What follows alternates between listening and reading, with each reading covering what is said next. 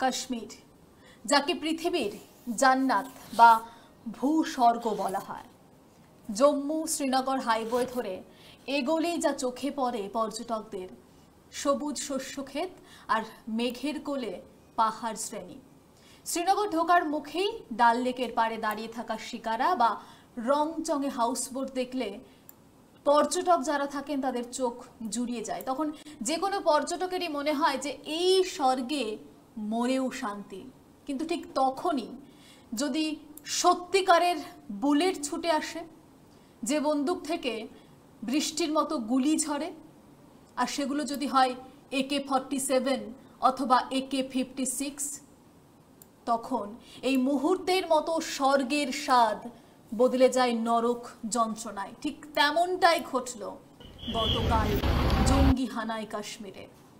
বেশ কয়েক বছর ধরেই আমরা জানি জম্মু কাশ্মীরে দেশি বিদেশি পর্যটকদের সংখ্যা বাড়ছে, আর কোথাও গিয়ে তাতেই ঘুম ছুটেছে পাকিস্তানের। কারণ কি?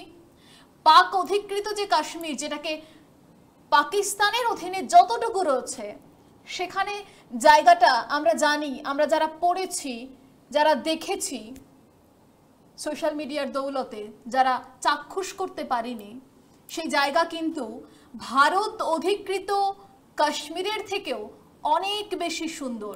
কিন্তু সেখানে পরিকাঠামোগত ও রাজনৈতিক যে অস্থিরতা, সে কারণে পর্যটকদের সংখ্যা যদি বলি, সেটা কিন্তু হাতে গোনা।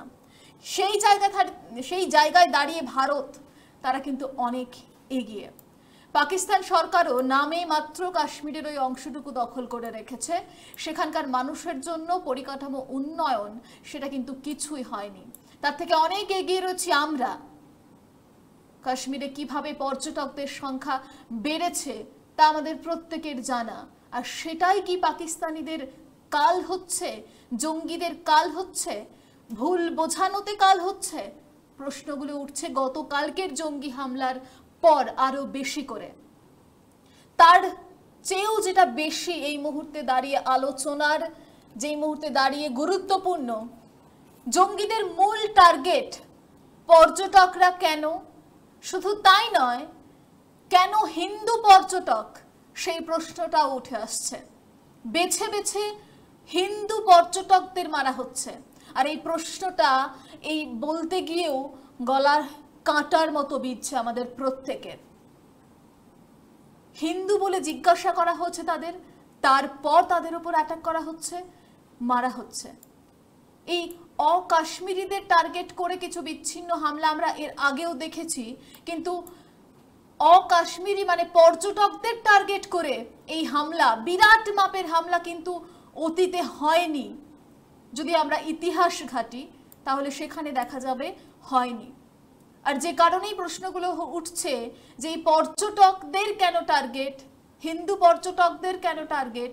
কাশ্মীরের পর্যটন অর্থনীতি ভেঙে পড়লে স্থানীয় যারা যুবক রয়েছেন তাদের ভারত বিরোধী মগজ ধোলাই দেওয়াটা কোথাও গিয়ে আরো বেশি করে সহজ হয়ে উঠবে এই জঙ্গিদের। আর ততদিন অশান্তিটা বেশ ভালো কাশ্মীরে জিইয়ে রাখা যাবে। ইসলামাবাদে সরকার নিশ্চিন্তে ঘুমোতে পারবে। যে কারণেই গতকালকের এই জঙ্গি হামলা। কিন্তু এই মুহূর্তে শুধু ভারতবাসীরাই নয়, গোটা পৃথিবীতে একাধিক মানুষ, ভারতবাসীরা যারা বিদেশে রয়েছেন তারা নয়, আরো অনেক বিদেশিরাও এই ঘটনার নিন্দা করছেন এবং একটা কড়া আক্রমণ, অ্যাকশন নেওয়ার কথাও বলছেন। ভারতীয়রা বলছেন আর নয়, এর বদলা কিন্তু চায়। আরও কি একটা সার্জিক্যাল স্ট্রাইক? প্রশ্ন এই মুহূর্তে প্রত্যেকের মনে আসছে। শুধু আসছেই নয়, প্রধানমন্ত্রীকে একদম আবেদন করছেন কিছু একটা করুন। প্রতিটা ভারতবাসী এই মুহূর্তে আবেদন করছে। অন্যদিকে আপনাদের জানিয়ে রাখি যে সফর ছিল প্রধানমন্ত্রীর, সৌদি সফরে তিনি ছিলেন, সেই সফর তিনি কিন্তু কাটছাট করেছেন। কাটছাট করে গতকালকের ঘটনার পর তড়িঘড়ি সমস্ত কিছুকে পেছনে ফেলে তিনি দেশে ফিরেছেন এবং কিছুক্ষণের মধ্যে আমরা যে খবর পাচ্ছি তার নিজস্ব বাসভবনে কিন্তু একটা বৈঠক শুরু হবে। কি উঠে আসে সেই বৈঠক থেকে, স্বরাষ্ট্র মন্ত্রকও কিন্তু সেখানে থাকবে। আমাদের নজর রয়েছে। যে প্রশ্ন উঠছে আরো একটা সার্জিক্যাল স্ট্রাইক হবে কিনা। তবে এরই মাঝে কাশ্মীরের কি এই মুহূর্তের চিত্রটা একটু আপনাদের জানাই। পেহেলগাঁওয়ের জঙ্গি হামলার মাঝেই কিন্তু আজ সকালে যে ছবিটা আমরা দেখতে পেয়েছি, জঙ্গি অনুপ্রবেশের একটা চেষ্টা চলছিল, সেনাবাহিনীর সঙ্গে গুলির লড়াইও হয়েছে এবং 2-3 জন জঙ্গি তাদের প্রাণ গিয়েছে, আমরা যে খবর পাচ্ছি নিহত হয়েছেন। এবং আনাগোনা জঙ্গিদের যে আনাগোনা সেটা টের পেয়ে পাল্টা হামলা চালায় সেনারা। 2 জঙ্গির মৃত্যু হয়েছে বলে আমরা খবর পাচ্ছি। পেহেলগাম সহ কাশ্মীরের বিভিন্ন জায়গায় ইতিমধ্যেই কিন্তু চিরুনি তল্লাশি চালানো হচ্ছে জঙ্গিদের খোঁজার জন্য, যে জঙ্গিরা গতকালকে এই নৃশংস ঘটনা ঘটিয়েছে। সন্দেহভাজন যে জায়গাগুলো রয়েছে সেখানে এই মুহূর্তে চিরুনি তল্লাশি চালাচ্ছে সেনারা। তবে এবার আমি বাংলার কথা যদি বলি, গতকালকের এই নৃশংস ঘটনায় আমরা 3 জনকে হারিয়েছি। এই বাংলার যারা রয়েছেন তাদের 3 জন হারিয়েছি। 3 জনে পরিবার নিয়ে বেড়াতে গিয়েছিলেন কাশ্মীরে। বেড়ানোর যে আনন্দ সেটা এই মুহূর্তে দাঁড়িয়ে কান্নায় বদলে গিয়েছে। জঙ্গি হামলায় প্রাণ হারিয়েছেন বাংলার 3 বাসিন্দা। তাদের মধ্যে 2 জনের বাড়ি কলকাতায় এবং আরও একজন যিনি রয়েছেন তিনি পুরুলিয়ার ঝালদার বাসিন্দা। আপনাদের প্রথমেই সেই ছবি দেখাবো বেহালার শখের বাজারের বাসিন্দা সমীর গুহ পরিবার নিয়ে দিন কয়েক আগেই কাশ্মীরে বেড়াতে গিয়েছিলেন। বুধবার মানে আজ তাদের ফেরার কথা ছিল, কিন্তু ফেরা আর হলো না। স্বামীকে ছাড়াই কলকাতায় ফিরতে হচ্ছে সমীরের স্ত্রী শবরীকে। বেহালার সমীর গুহের ছবি এই মুহূর্তে আপনারা দেখতে পাচ্ছেন স্ক্রিনে। বেশ অনেকটা আশা নিয়ে আমরা প্রত্যেকেই যারা এই সমস্ত ঝুট ঝামেলা, প্রতিদিনকার অফিস কুটকাচারি থেকে একটু দূরে নিজেকে ফ্রি রাখতে, নিজেকে একটু অন্য পরিবেশে যাওয়ার জন্য ঘুরতে যায়, সেই আশা নিয়ে বেহালার শখের বাজারের এই বাসিন্দা সমীর গুহ স্ত্রীকে নিয়ে বেড়াতে গিয়েছিলেন, কিন্তু আর বাড়ি ফেরা হলো না। তার স্ত্রী শবরী একাই বাড়ি ফিরছেন, আজ কলকাতায় ফিরছেন।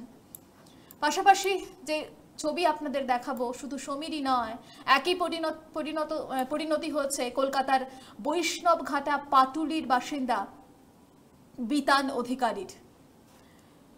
স্ত্রী সোহিনী এবং সন্তানকে নিয়ে জম্মু কাশ্মীরের পেহেলগাঁওয়ে হই হই করে ঘুরছিলেন। এই ঘটনা ঘটার আগেও কিছুক্ষণ আগেও তারা ছবি তুলেছেন, তারা মজা করেছেন, আনন্দ করেছেন। কাশ্মীর ভূস্বর্গর একদম আনন্দটুকু তারা যখন নিচ্ছিলেন, তারপরে এই ঘটনা। স্ত্রী সন্তানের চোখের সামনে জঙ্গিরা গুলি করে মেরে ফেলে তাকে।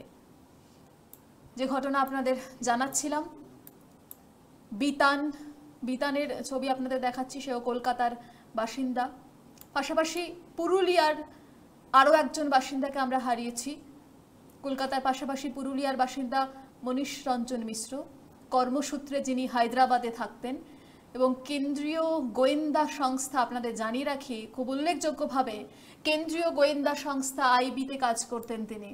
আগে রাঁচিতে ছিলেন, সম্প্রতি বদলি হয়ে চলে যান হায়দ্রাবাদে। কথা ছিল যে পেহেলগাঁও থেকে বৈষ্ণোদেবী মন্দিরে যাবেন, সেখানেই তার বাবা মা ভাইয়ের পরিবারেও কিন্তু একটা যাওয়ার কথা ছিল, তার আত্মীয়ের পরিবারে যাওয়ার কথা ছিল।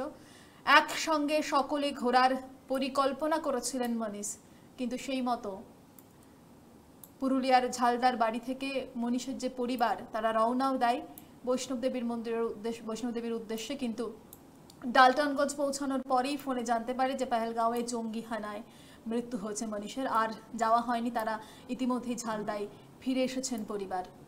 আমি একটু আপনাদের বিতানের পরিবারের বক্তব্য শোনানোর চেষ্টা করব। বিতানের দাদা, যে খবর আপনাদের জানাচ্ছিলাম, বিতানের দাদা ইতিমধ্যে সংবাদ মাধ্যমের মুখোমুখি হয়েছেন বিভিন্ন, এবং বলছেন কান্নায় রীতিমতো ভেঙে পড়েছেন তিনি। কি বলেছেন শোনাবো আপনাদের। ওরা একটা কেস নিয়ে নাজিয়াল হয়ে গেছে, বউয়ের একটু এর জন্য মানসিক একটুখানি এফেক্ট হয়ে গিয়েছিল। ভাই এসেছিল এখানে, বলল তুই ওর মানসিক অবস্থাটা ভালো না, ওকে একটু কাশ্মীর থেকে ঘুরিয়ে নিয়ে আসি। তো ও কাশ্মীরে গিয়েছিল। এর আগে আমি সমেত ওরা রাজবাড়িতে গিয়েছিলাম। বলছে পয়লা বৈশাখে কেন আমরা ঘরে খাবো, হ্যাঁ আমরা রাজবাড়িতে গিয়ে খাবো, রাজবাড়িতে গিয়ে খাওয়া দাওয়া করে এসেছি। তার আগের দিন আমরা নৈহাটি বড় মার কাছে গিয়েছিলাম এবং বলেছিল বর্দা আমরা এলে একটা ভালো ছোট্ট জায়গা একটা সবাই মিলে যাব।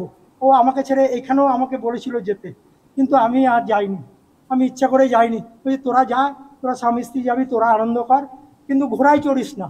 আমি এটা বারবার বলেছি। সেই ঘোড়ায় চড়েছে, ঘোড়ায় চড়ে উপরে উঠেছে, এই অবস্থা আজকে।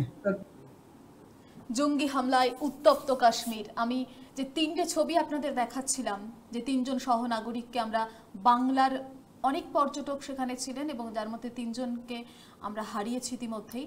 তবে নদিয়ার কৃষ্ণনগরের দম্পতি সুদীপ্ত দাস ও দেবশ্রুতি দাস, তারা কোনো ক্রমে প্রাণে বেঁচে ফিরেছেন সেই জায়গা থেকে। তারাও গিয়েছিলেন কাশ্মীর এবং একদম এই হারহীন যে অভিজ্ঞতা তাদের হয়েছে, সেই অভিজ্ঞতা সংবাদ মাধ্যমের সঙ্গে তারা শেয়ার করেছেন। কি বলেছেন তারা দেখুন। আমরা শ্রীনগরে শালিমারে আমার পরিচিত একজন দাদার বাড়িতে আছি। উনি কাশ্মীরি। উনি ওনার বাড়িতেই মানে হোমস্টের মতো আমাদের নিজের বাড়ির মতোই করেই রেখে দিয়েছেন এবং আমরা পুরো সেফ আছি এখন। আমরা তখন পেহেলগামে ছিলাম। তো ঘটনাটা ঘটেছিল মিনি সুইজারল্যান্ড বলে একটা জায়গায়। তো আমরা ওই জায়গাটা জাস্ট ওই মুহূর্তে ক্যান্সেল করে পাশে একটা শিব মন্দির আছে, সেই শিব মন্দিরে যাই। সেই সময় শুনতে পাই ওইখানে ওই ইনসিডেন্টটা ঘটেছে। পর্যটক হিসেবে আমরা দেখেছিলাম ওনাকে, ওনার হাজবেন্ডের সাথে রিল বানাতে দেখেছিলাম। সোনমার্গে যখন আমরা গেছিলাম তখন দেখেছিলাম। এখন আমরা দেখুন, প্রথম অবস্থায় ভিডিওগুলো দেখে আমরা ভয় পেয়ে গেছিলাম, কিন্তু এখন আমরা যার বাড়িতে আছি তার দায়িত্বে আছি, যেহেতু এখন একদম সেফ এবং সিকিউর ফিল করছি। এখন অতটা ভয় লাগছে না। হ্যাঁ, ভয় তো কিছুটা আছে, কিন্তু এখন অতটা ভয় লাগছে না, কারণ তারা খুব খুব ভালো এবং আমাদের পুরো সাপোর্ট করে আমাদের নিজ দায়িত্বে সেফলি রেখে দিয়েছেন। আমরা তখন পেহেলগামেই ছিলাম, একদম স্পটের পাশে একটা শিব মন্দিরে ছিলাম। তো আমরা তারপর ওখান থেকে বেরোনোর পর আমার কিছু বন্ধুর মেসেজ পাই এবং ওখানে লোকাল সোর্স থেকে জানতে পারি এখানে একটা এরকম অ্যাটাক হয়েছে।